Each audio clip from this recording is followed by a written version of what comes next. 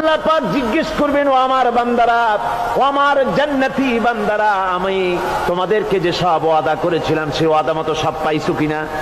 আমি ওয়াদা করেছিলাম আমার জন্য রাত জেগে যদি তাহাজ্জুদের নামাজ পড়ো, নামাজ রোজা হজ যাকাত যদি করো, আমার দিন কায়েমের জন্য যদি আন্দোলন করো, রক্ত যাও, আমার জন্য যদি কষ্ট করো, শহীদ হও, তাহলে আমি তোমাদেরকে জান্নাত দেব। যত ওয়াদা করছিলাম তা পেয়েছো কিনা?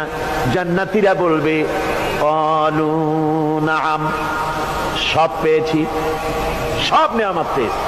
আল্লাহ বলেন সব পাও নাই, ওয়ানাদাইনা মাজিদ, আমার কাছে আরো বেশি আছে, আমার কাছে আরো বেশি আছে, সব পাও নাই।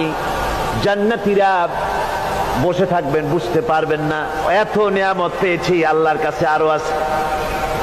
আল্লাহর নবী তখন মুখ খুলবেন, নবীজি বলবেন রব্বুল আলামিন, জান্নাতীরা বলতে সাহস পেতেছে না, সব পেয়েছি ঠিকই, কিন্তু যার জন্য গভীর রাতের আরামের ঘুমকে হারাম করে তাহাজ্জুদের নামাজ পড়েছে, যার জন্য স্ত্রী পুত্র পরিজনের মায়া পরিত্যাগ করে জিহাদের ময়দানে শহীদ হয়েছে, যার জন্য জেল খাটলো, জরিমানা দিল, যার জন্য নির্যাতিত হলো, সে আল্লাহ রব্বুল আলামিনকে তারা এখনো দেখে নাই।